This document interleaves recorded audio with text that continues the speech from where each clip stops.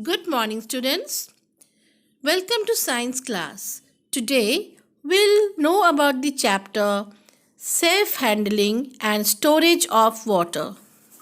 As we know that all plants and animals need water to survive, there can be no life on earth without water.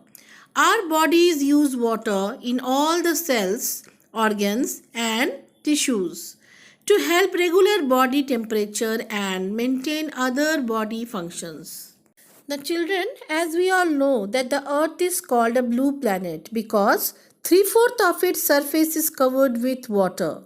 Most of this water exists in ocean.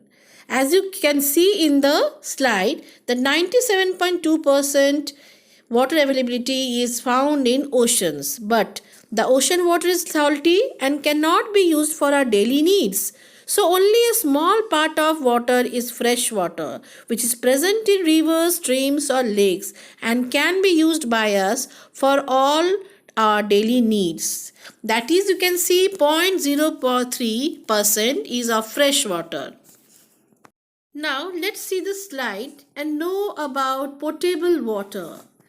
Potable water means the water which is clean and fit for drinking. It is called potable water.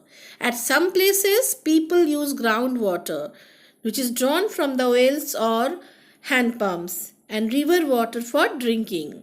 This water may not be fit for drinking as it often contains dirt and germs.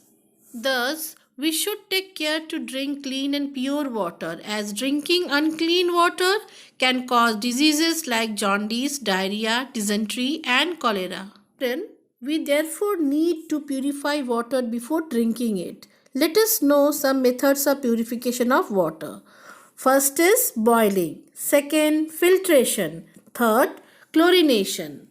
Boiling is a very simple method of water disinfection. Heating water to a high temperature, 100 degrees centigrade, kills most of the pathogenic organisms, particularly viruses and bacteria, causing waterborne diseases. In order for boiling to be most effective, the water must be boiled for at least 20 minutes. Second process, filtration. The process in which solid particles in a liquid or gaseous fluid are removed by the use of a filter medium is called filtration. Nowadays, many types of modern filters are available. These filters not only remove the dust and other suspended particles from water but also remove germs. Water filtered by such filters can be directly used for drinking. Now, third process is chlorination. Adding a correct small amount of chlorine in filtered water is called chlorination. This kills the germs and makes water fit for drinking. Now in this slide you can see what is the need of avoiding stagnation of water.